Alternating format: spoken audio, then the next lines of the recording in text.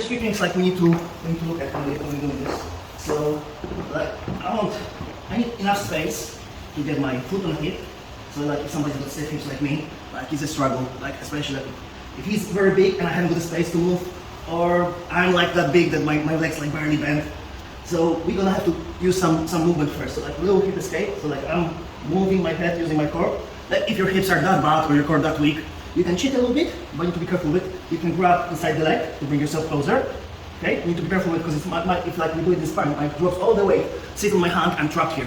Like in MMA, self-defense context, that's horrible, right? Like in jiu-jitsu, we can like get away with it. So like if you starting out like your white belt, blue belt, like you still got time to build your core up.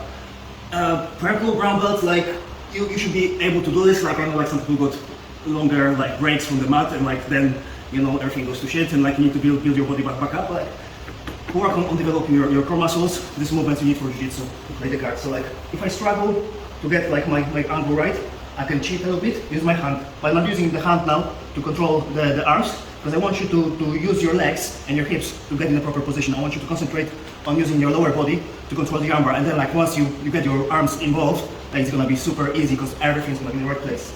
So I'm moving around, my leg actively, my calf is holding him down. Like if he pushes back up, it's gonna be super hard for me to get the armbar. That's why I like ask your training partner to lean forward slightly to keep their head down to help you with the movement when you learn it. So I'm gonna clamp him down. I use my calf. I bring my toes to my shin.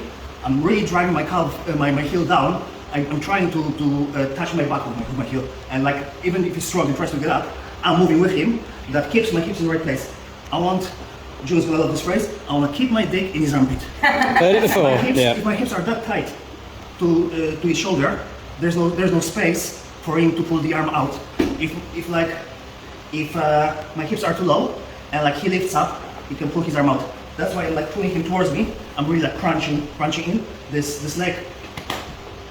I'm using my quad to push his shoulder, push his tricep into me.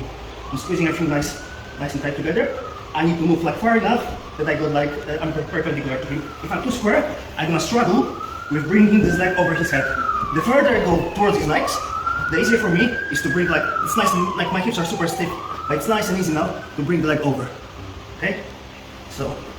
If my core is too weak, I can cheat a little bit, grab his trousers on the inside or the outside, just hook, move around.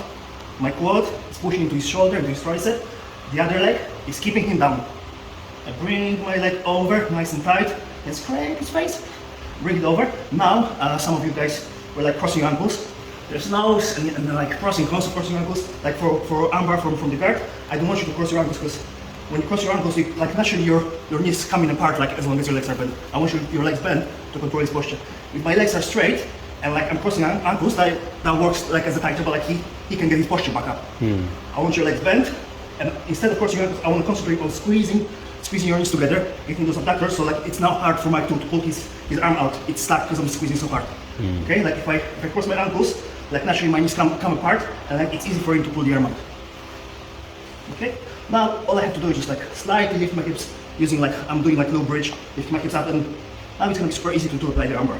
But I don't want you to apply the armbar, I want you to go for another rep of what we're doing, another few reps. Foot on the hip, squeezing. I can use my hand to get the angle to get perpendicular to him. So now it's easy to bring this leg over. Before this leg goes over, I'm making sure my quad is aligned with his tricep and his shoulder, so he can't move away this way, he can't pull this arm out. Slightly moving over, squeezing my knees, lifting my hips. Now I can go for the armbar, okay? Try to go again. Nice and slow. The other thing. Some of you guys, when you were going like, you struggled like to get your core moving, to get your head moving, and you're like getting this weird angle when you were like to the side, like, I don't know, 45 degrees angle. Now like if Mike drives into me, I'm collapsing, it's all weak. I want your legs to be perpendicular to the ground, nice and square. If I got this angle, he can stack me. If I got this angle, he can stack me. Like I want this 90-degree angle over here, okay? Let's go again.